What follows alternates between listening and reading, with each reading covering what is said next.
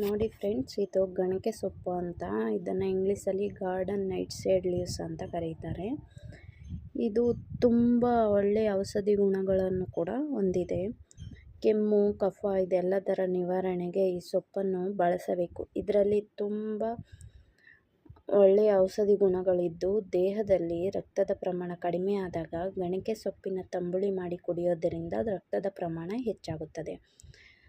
ಕಜ್ಜಿ, ತುರಿಕೆ ಸಮಸ್ಯೆ ಉಂಟಾದಾಗ ಕೊಬ್ಬರಿ ಎಣ್ಣೆ ಜೊತೆ ಈ ಸೊಪ್ಪನ್ನು ಬಿಸಿ ಮಾಡಿ ಹಚ್ಚುವುದರಿಂದ ಚರ್ಮದಲ್ಲಿ ಯಾವುದೇ ಸಮಸ್ಯೆ ಕಾಣುವುದಿಲ್ಲ. ದೇಹದಲ್ಲಿ ಯಾವುದೇ ನೋವು ಕಾಣಿಸಿದರೆ ಈ ಸೊಪ್ಪಿನ ಜೊತೆಗೆ ಸ್ವಲ್ಪ ಅರಿಶಿಣ ಬೆರೆಸಿ ನುಣ್ಣಗೆ ಅರೆದು ಬಿಸಿ ಮಾಡಿ ನೋವು ಇರುವ ಭಾಗಕ್ಕೆ ಹಚ್ಚಿದರೆ ನೋವು ಕಡಿಮೆ ಆಗುತ್ತದೆ.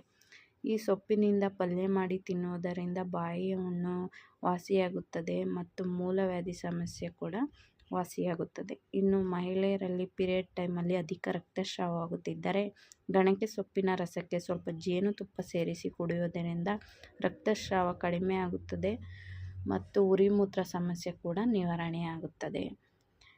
ಇನ್ನು ಹಸಿವೆ ಆಗದವರು ಈ ಸೊಪ್ಪನ್ನು ನಿಯಮಿತವಾಗಿ ಸೇವಿಸುವುದರಿಂದ ಹಸಿವು ಕೂಡ ಹೆಚ್ಚಾಗುತ್ತದೆ.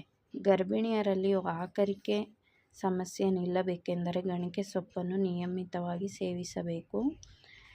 ಈ ಸೊಪ್ಪಲ್ಲಿ ಬ್ಲ್ಯಾಕ್ ಕಲರ್ದು ತುಂಬ ಪುಟಾಣಿ ಹಣ್ಣು ಸಿಗುತ್ತದೆ. ಆ ಹಣ್ಣು ತಿನ್ನಲಿಕ್ಕೆ ತುಂಬ ಟೇಸ್ಟಾಗಿ ಮತ್ತು ಸ್ವೀಟಾಗಿರುತ್ತದೆ.